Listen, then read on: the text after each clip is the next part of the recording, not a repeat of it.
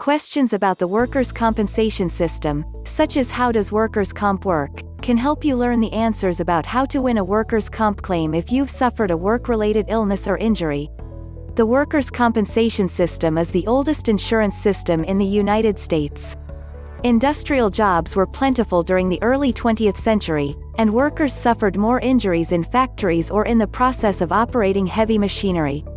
Workers' compensation was created to compensate employees for work-related injuries and harm. Before the workers' compensation system was created, an injured disabled worker was required to sue the employer to recover lost wages and/or future earnings as well as medical expenses to treat the injured or disabled worker's medical condition. Today, workers' compensation helps the injured, sick, or disabled worker to achieve financial stability in a time of crisis. If the worker is too sick to work, the thought of paying lawyers' fees or preparing for trial against the employer could be devastating. According to the Department of Labor website, approximately 55 workers' compensation programs in all 50 states work to assist American workers. Each workers' comp program is state government managed and operated. More than 1,200 insurers offer workers' comp insurance policies to employers. States require employers to carry workers' comp insurance to cover workers' injuries and illnesses. Workers' comp programs help injured workers to pay for current and future medical costs, replace the loss of current and/or future earnings, and even provide vocational rehabilitation assistance when the worker can train for a new occupation or job.